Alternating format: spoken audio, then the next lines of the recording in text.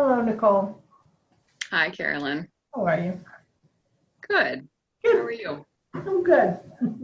Good. Um, so we're going to just start our session today. Okay. Um, I wanted to let you know that sometimes before I meet with a new client, I spend a little bit of time in meditation and just ask if there's anything for me to know, any guidance to be received. And sometimes there's information there that matches and sometimes there's not. So we can start in that place if that's comfortable for you. I can share with you the kind of images mainly is what information I've received. So, Let's do it. okay. Okay. So, um, and these don't make sense to me. So you'll just let me know if they make sense to you. And if they lead us somewhere today, great. And if not, they can also be images that we just bring into the space. Okay. So the first thing that came up often is our childhood. It's a huge part of our lives, and it affects us in many ways and creates much of our reality. And so the first thing that came up was actually an image of a basketball and almost like perhaps a bullying situation, which this was the one that didn't feel clear to me at all, but that's where we started. And then there was an image of water, and there was like kind of like a young girl who was like sitting up in a tree, and there's this river running down, and she wants to really stick her toes in the water. But she's really afraid to, and every time that she gets close to sticking her toe in that water, it starts rushing, like it feels too big, too scary, afraid. She's also very alone in this forestry image, and maybe even hiding from other people, or I'm not sure, but hiding. The feeling that I got was really, really alone. That stood out to me a lot. And I'm not sure if that was all young age or also maybe something you experience now. But the other thing that came up too was caretaking at a really young age. I don't know if that was your experience. And the image that was there was like, you did all of this stuff. This little girl did all of these things for one person or several people, and it wasn't really appreciated. Like it was like you like handed this maybe like money or gift or something or whatever it was that they were asking of you to this person, and it was kind of like slapped out of your hand and expected for you to go get more. And then I saw you writing your book, and actually feeling really alone writing your book too, but having a ton of support around you, your spirit support, and also support which was coming into your life, which maybe you just didn't know yet, and you're probably still in the place of learning. And then there was this image of a book opening and a sunrise, and it was really, really beautiful. And there was this bridge, and then I kind of came in there with you, and we walked over this bridge together. So it was like a bridge of sunrise, new venture, new beginnings, and you weren't so alone. But once again, the thing that alone stood out to me the most, whether it was from the past or the present, and even now, it kind of felt like even though you're connected in all of these ways, especially all of us with Holistic Campus, we're this huge, awesome, wonderful community to each other, but we're also all over the place. So a lot of the connection feels still far away. So we can start in that space if that feels comfortable for you. What is your feelings or interpretation of any of that? Well, so alone is the key word. It's alone from the time I was little, ostracized. I was bullied, all of those. I was a fat little kid. This was the 60s and 70s, you know? And I had two alcoholic parents, and I took care of everything, and nothing was ever good right up until just a little while ago. had a lot of codependency. I would give, and it was never good enough. Actually, I remember one time, just for an example of what this was like, I saved up all my babysitting dollars. So, and I saved up $300, and this was in the 70s. It was a lot of money. And I went to have my portrait painted by an artist that my parents really liked. And on Christmas morning, I gave it to them. I was so proud of it. I gave it to them. And my mother looked at it and said, "Who's this?" Oh my gosh. That was a normal day for me. You know, that kind of stuff happened all the time. And I still got, and I just worked so hard to give them something. And who's this? Like, that doesn't look like you. And anyway, so the alone, yeah, there's a lot of alone. There's a lot of alone now. Just not with my family's around there. That's good. Although of course it has its issues, but I feel very alone now with the husband that I have. Mm-hmm. He doesn't know who he is, and I don't know who he is, and you know the story behind that. But loneliness forever. Yes, always. Yeah. And you know, in that space in my meditation, it really felt like you're not alone, but that's your experience right now.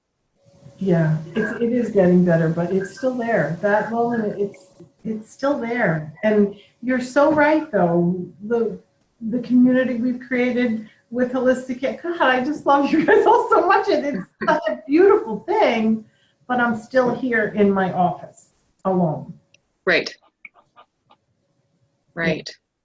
And the other part of that too, Nicole, is me personally, and I don't know who else, going through the awakening process, people fall off left and right. I mean, the family, most of my family has passed on. I have one brother who's 10 years older than I am, who won't talk to me. I've always been the black sheep. But even my in-laws and whatnot, they don't understand. They're like, "What are you doing? What's the matter with you? You had this thriving company and now you're doing this craziness." And so who have always been connected, right, no longer, they don't see it. And you can't, or I can't, I don't know. I think once you begin to awaken to this, you can't go back. It's not like, I don't know. I don't think I'll ever be who I was. Well, it's a transfer. It's a process of transformation, right? Yeah. Yeah. I was thinking of a quote I saw recently. So one thing that I try to do for clients, because sometimes people sometimes are very set in their spiritual beliefs, and some people are kind of tiptoeing and dabbling. So I try to use different ways in which we look at the divine, and whatever's most comfortable for you or anyone else, right? So I was thinking about this quote I saw the other day, probably from a Christian person, who said that when God wants you to change, he makes it uncomfortable for you not to change. And so I feel like there's discomfort in the change. But as you're saying, like, as you're feeling more awakened or more, you're transforming, you're evolving, you're becoming more aware, things are changing around you drastically, and relationships being probably the hardest part. Mm-hmm. Definitely.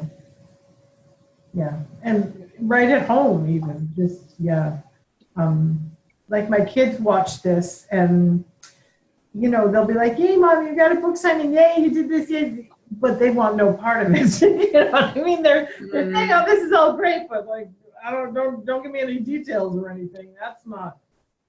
So from just communicating with somebody about it, just at home over dinner, that's lonely. That's hard. That's yeah. And are both of your sons, are they at home with you? Do they live at home?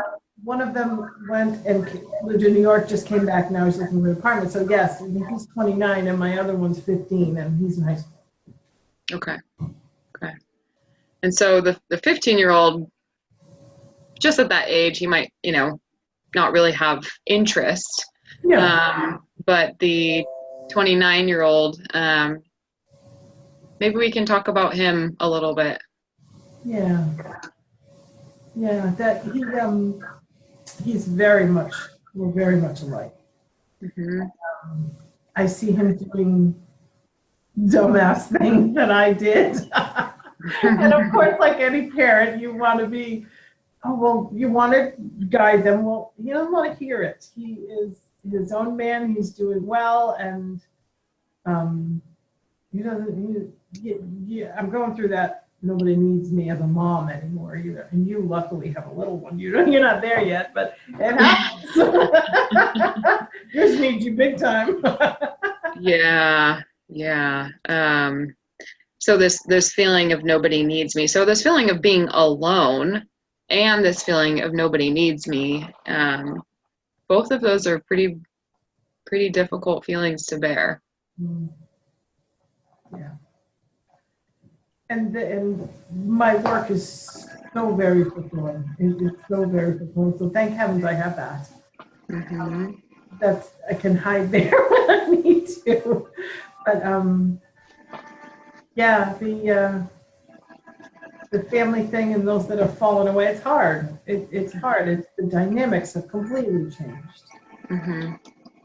I found it interesting that you said, so you were in a space which felt vulnerable, right? Like here's this idea of talking about being alone and like nobody needs me. Yeah. Especially since from being a very, very young girl, you were relied on. You were the caretaker. And then as soon as those feelings entered or kind of came up, right, there was these words that you used were, you said, oh, well, my work is really great. And then you said, I feel like I can hide there. And so I actually wrote down hide there because that felt really significant to me. Even in that moment, it felt like you went to hide there. Oh, wow. Sneaky.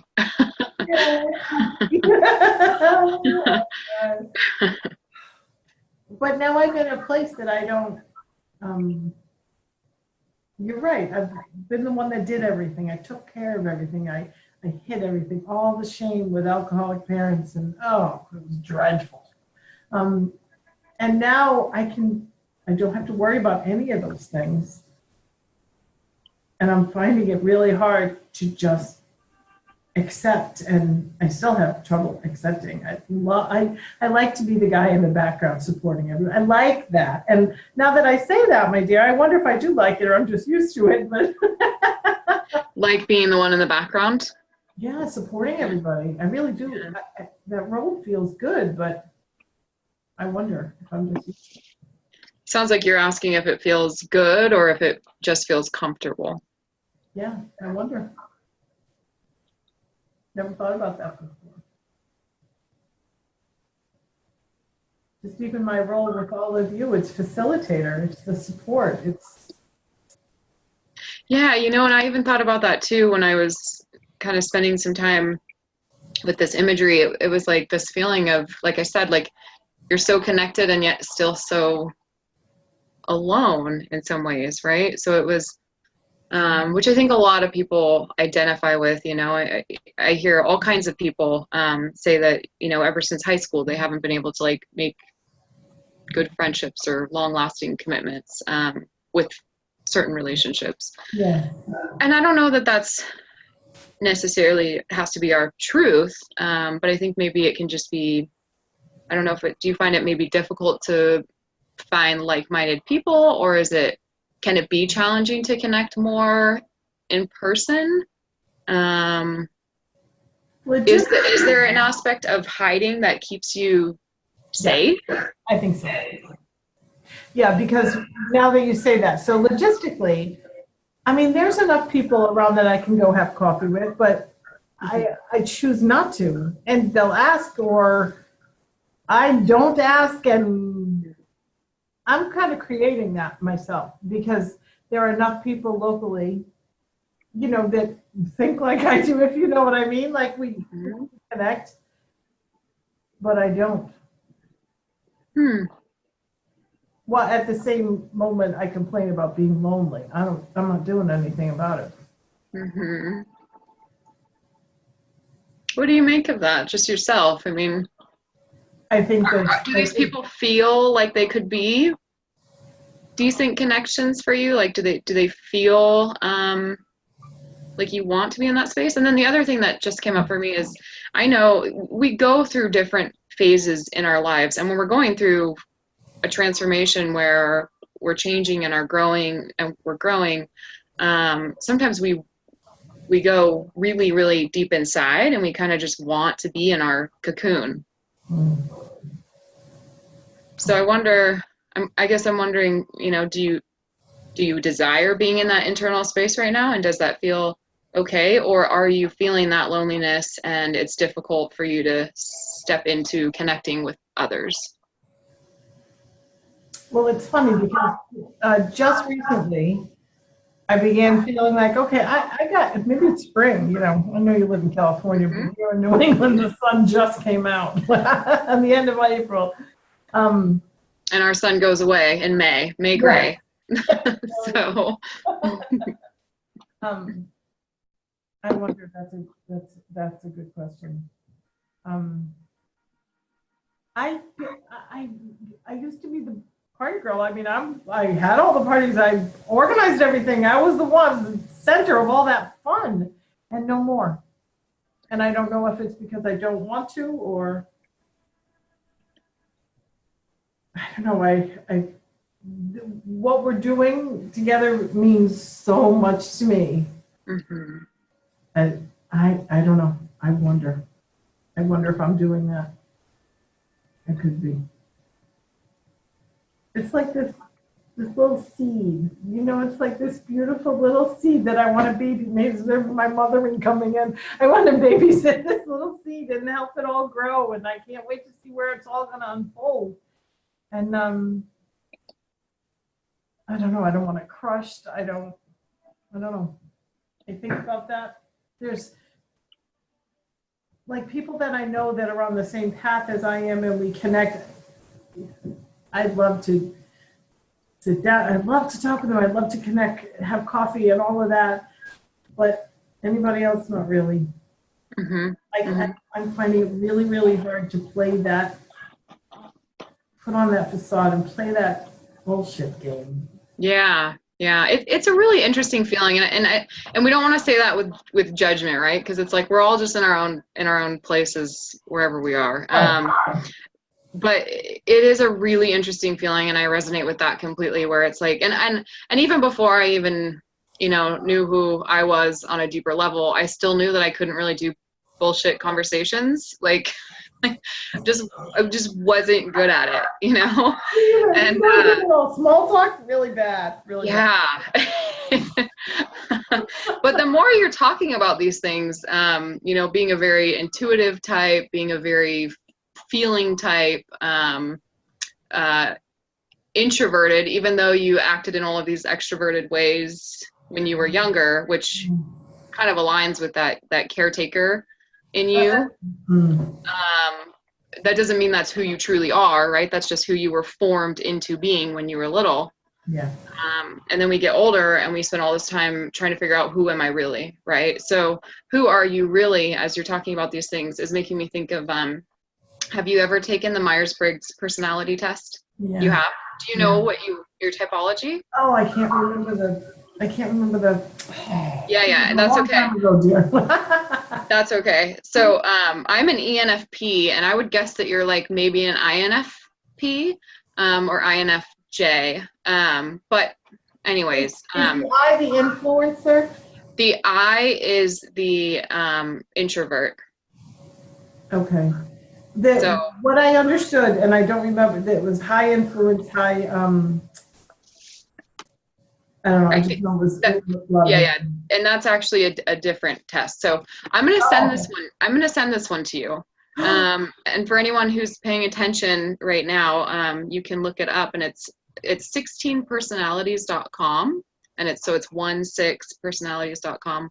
And it can be so wonderful to take a quiz like that, and it's one of the best psychological tests. I don't do a lot of them, but I love this one, and it tells us so much about ourselves. And so that's why when I'm sitting with you, I'm saying like, yeah, okay, are you in this space where you are, what is the aloneness about? Because I'm not sure that the aloneness is about literally needing to go out your door and go on coffee dates. I don't know. I don't feel like, it feels like it's deeper and richer than that. So so take this test, learn a little bit more about yourself, because it's fun and awesome and you're into that. And it's great. You'll love it. Isn't it connectedness piece, Nicole? I know what you're saying. Yeah, I'd love to go have a cup of coffee. Yeah, that's the party. Yeah. But it's a connection. It feels so, the aloneness, so this is coming away from the test. The aloneness feels deeper to me. It almost feels like sometimes we have these core wounds. And when we have these core wounds, and most of us have at least one, that developed early on in our lives, they create beliefs that we have within ourselves, like within our psyche. So psychologically speaking, we start believing at a very young age that these things are true. And for you, it feels like the theme was alone. I am alone. That So, and I'm not worth it. What's that? That and I'm not worth it. And yes, and unworthy, right? Yeah. Right. So I wonder if on a deeper level, that's more of what's happening, and that's more of somewhere in here, your reality, versus, the Band-Aid of that is like, oh, we'll just go have coffee a couple times a week. You won't be alone. Yeah. There's a deeper space there. Oh my God, yeah, there really is, isn't? Yes. Because in my little nuclear family, I was really lonely. I was the black sheep. I was the one that was expected to do everything, and so I had both of those going. I couldn't ever be good enough, but come on, give me everything I need, and yeah. Oh, would you feel okay talking a little bit about what it was like for you being the black sheep in your family and growing up in that dynamic? Okay. I was kind of curious about your brother too, that you don't talk to. So yeah, he doesn't want to connect. His wife has kept him away because of my alcoholic parents, and she didn't want any part of that. So he had no backbone, so he just did whatever she said, and she wanted no part of it. So that's kind of where that happened. And I've reached out to him a couple of times, and never heard back, and whatever. So, but so I was 10. No, I was 8, and he went off to college. Can we come back to that for a second? I mean, you say whatever, but as soon as you say that, I kind of feel that in my stomach. Like, Is it really whatever? No, it's not whatever. I just sent him another letter too to see, so he's. You just sent him another letter. You do want to connect with him. Well, my mother from Spirit told me he's really sick and he's depressed and reach out to him, so I did. I'm sorry to hear that. Oh, well, it's so funny because, the black sheep was, so my mother there were 3 sisters, and they were they didn't get along, but they were like perfect. And my cousins all went to the right schools and did all the right things. And I didn't. I struggled. I had ADD as a kid, and in the 60s, nobody knew what that was. And so therefore I was stupid. And so I was a black sheep. I couldn't get through. I went to school to be a teacher. Then I went to culinary school. And then I realized this I'm really good at, but I was never a student. So therefore, you're the stupid kid. And I was a chubby little kid, and I had freckles, and I was, I had sort of strawberry blonde hair, and I didn't look like everybody else, and I was unathletic, and I was bullied all the time, and so there was no support there. There was just like, oh, well, maybe if you just lost a little weight, you'd make some friends. That was a constant theme, like I was no good. It's all the outside and what I look like. And then, you know, you gotta grow up, you gotta make lots of money, you gotta drive these cars, and you gotta do this and that. And I'm like, none of it felt right, but that was what was expected. But because I never made it to the level of where everybody thought I should look on the outside, I was just, you know, oh, she's that one. The one we can step on and the one we can make fun of and, you know, all of that. But still, I had to take care of everything. So, I don't know. When did you stop taking care of everything?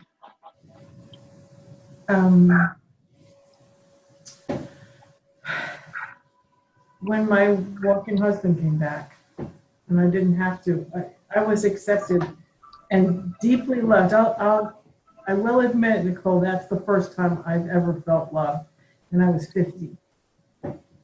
I mean, 50. really got what love was. I was 50. Wow. Yeah. You know, it's like all of a sudden love songs made sense. You know, and then, other than that, oh, that's a nice thought and everything. But yeah, it took that long, and that's when I could start letting go. That's when I let go, you know, and that control was, it was,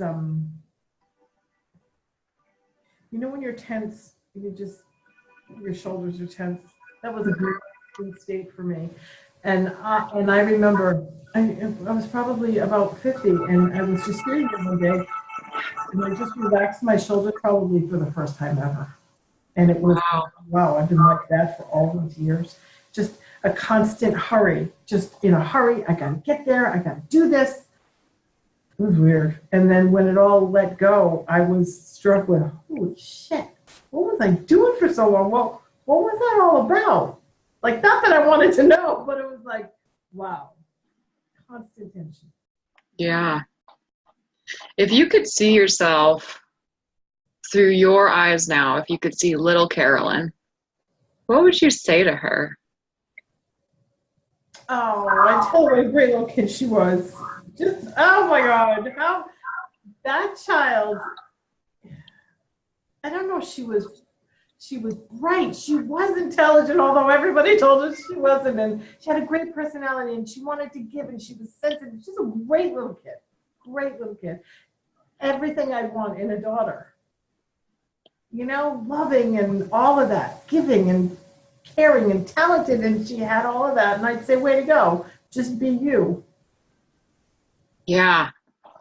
I love that you just said be you. So I wrote that on my notes today. Oh, look. Can you see it? I do. I wrote that after I was done kind of writing down everything that came to me this morning. I was like, okay, anything else that might guide us in our session today? And I wrote that down, and I put hearts around it, and it says, just be you. And I just said it. Yeah. Wow. Yeah. So what does that mean to you? Just be you.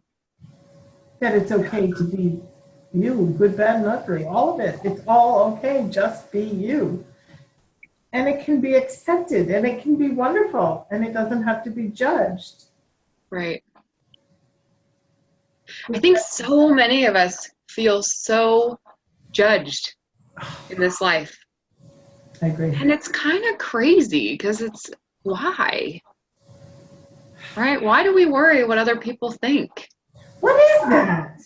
Was that always like that? Why? It's like just becoming somebody you're not, so somebody else that could care less about you approves of you. Why do we feel we need that approval? Honestly, the thing keeps popping into my head is advertising, and you got to look a certain way, and it's about being right and looking good and being pretty and having money and the facade. Okay, so when you say that, the thing that pops in your head is advertising, what do you mean? In regards to Holistic Campus, or? No. In regards to Media.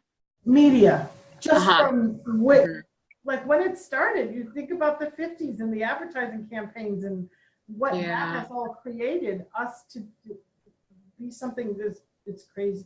How can we be that? How can we all look like that? How can we all be that way? And why would we want to? It's like it created the norm for that.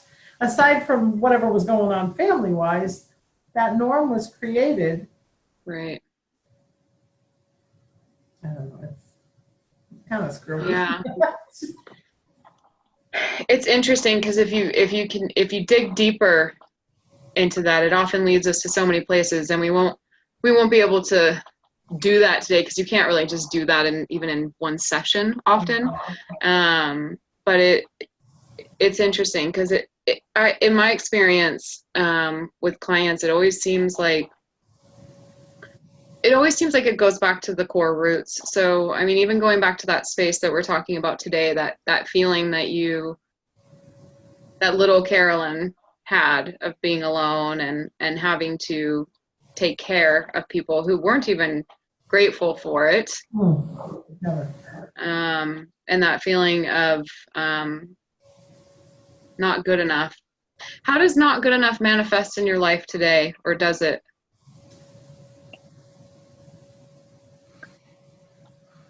I don't think it does anymore. It used to be a constant voice. Literally the words. What used to run through my head were two things. One was, it just doesn't matter. Mm-hmm. I didn't matter. And the other one was, you're just not good enough. No matter what I would try. I went in with you're not good enough. You shouldn't accept it. You shouldn't be given any of these things. You're not good enough to receive anything. Okay. I don't feel that anymore. Mm-hmm.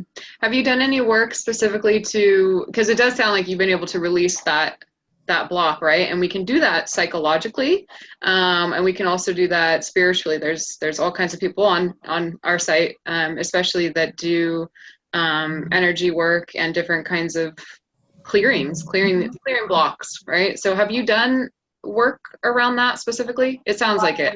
Lots of it. Yeah. Mm-hmm. And some of it was inner child, some of it was this lifetime. But that little piece goes back through a few lifetimes. Mm-hmm. Yeah. I was going to ask you, and we're getting near the end of our session, but I wanted to come back to your son for a moment and just kind of take everything that we talked about today in regards to being yourself and being who you are and loving and accepting who you are and where you are in your life. How does that align with what's happening with your son? Are you being hard on yourself when it comes to what's going on between you and him? Or because you said, and this was actually before we started recording, but you spoke to a feeling of being really activated by him. And whenever we're really activated by somebody or there's a charge there, there's definitely something for us to look at within ourselves. Yeah, exactly. Yes, I know what you mean. And he'll do something and, we're a lot alike. I mean, we're a lot alike, but I don't know. Where am I going with this? Well, what is the charge about with him? What's the activation that you feel or what's happening for you? You spoke to not being needed anymore before. Okay, and so for instance, I was a chef for a long time. I was good at it then. It's completely changed now and I'm out of practice, but I still am a damn good cook. That's awesome. So he's also a chef.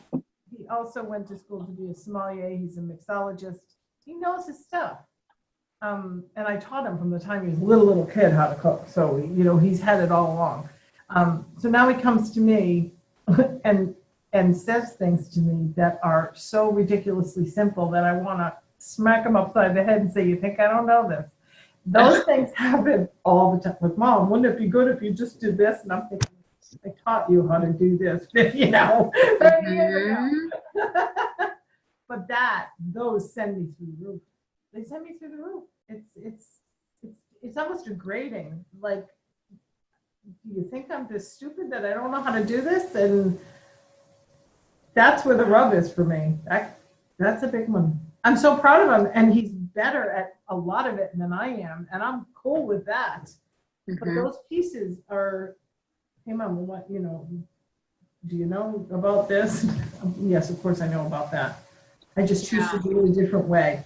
A different style. Yeah, that happens a lot. Do you think that in those moments he is meaning to be condescending, or I don't know if that would be the right word? Not in those moments, I don't. Okay, so he's genuinely just saying, hey, Mom, did you, what if you did it this way, or? Yes, but it's not presented that way. It's like we have a saying in this house. It's not content, it's delivery. There's a big difference in the content or the delivery. So he's got a big ego. He says he's very confident, but to me he's got a big ego. So it comes across that way. The delivery is definitely, to me, egotistical. As opposed, and so I think, well, give me a break here. Like he's like, it's almost, do you need to say this? Why do you feel the need to say this? Because do you think I'm that, I don't know what the word is, not stupid or untalented, but you really think I don't know this? Why are you telling me this? So that's got to be coming from me, because I do think he means it like, hey, did you try this, or could this be helpful on that? I just go through the roof. And I don't know what that is. And that's where most of it happens. Yeah. So this feeling of, so if you just come out of that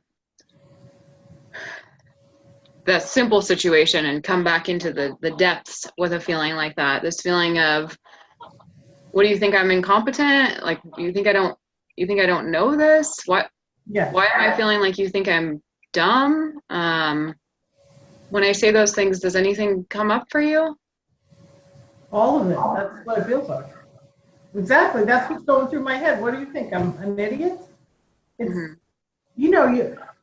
you teach your kids, and you do everything for them. And then they turn into who they're going to be, which is a beautiful thing.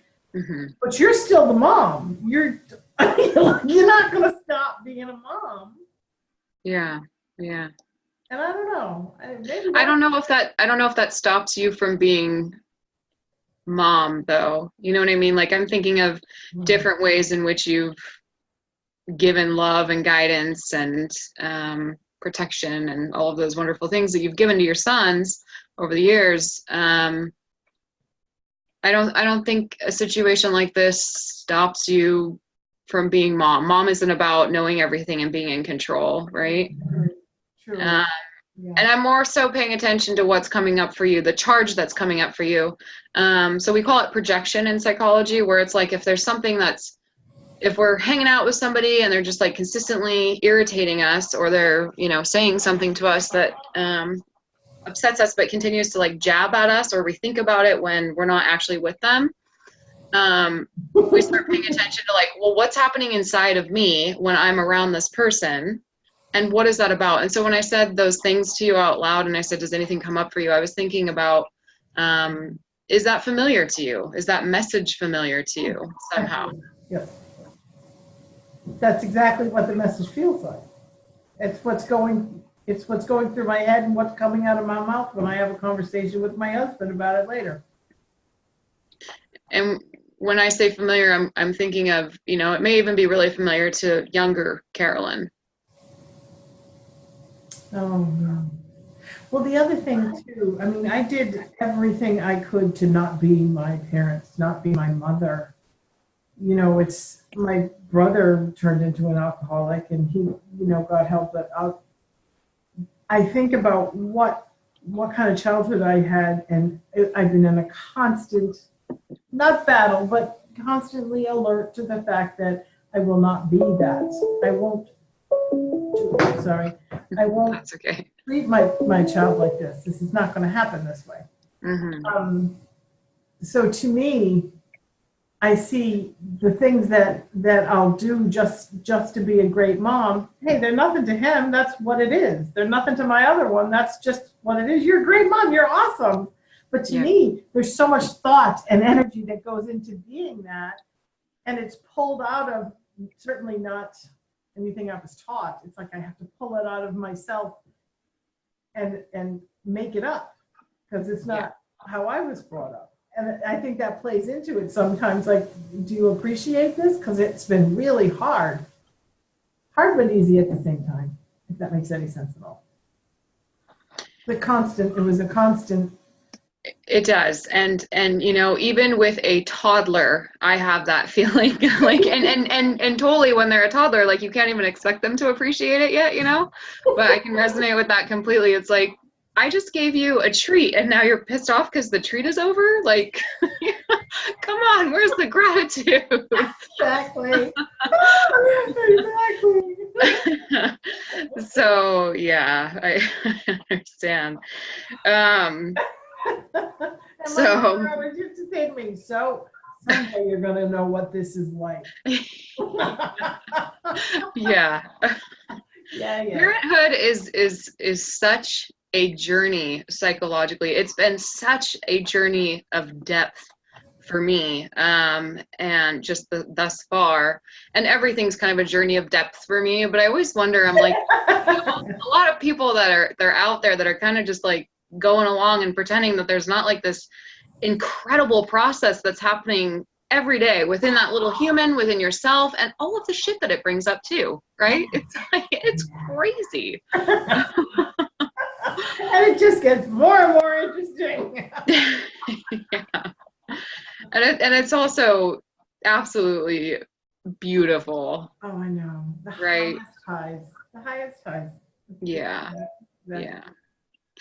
So just in wrapping up our session today, I will share with you, I pulled 2 cards this morning. They're my little angel oracle cards. Oh, yay.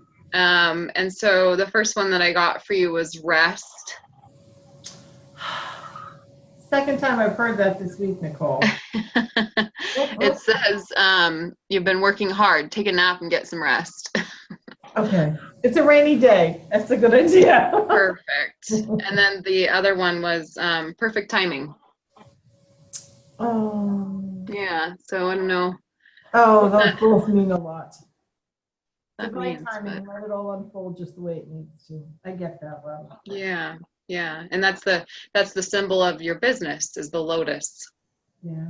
And I planted the holistic campus lotus. You did. Oh, you literally did. I saw that. I didn't know that you literally did. That's so awesome. I planted 2 lotus, so I'll keep everybody posted on our lotus. That is so incredible. One of my favorite memories in my entire life. I went through a very, very, very hard time several years ago now, I think I can say. Yay. And I escaped and I did some traveling, and I visited Thailand. And I got lost in a monsoon and happened to be with this local who took me on this little, like there was like a little area that you could ride on the boat, where not ride because there's no motor, but just go around the area that the tourists go.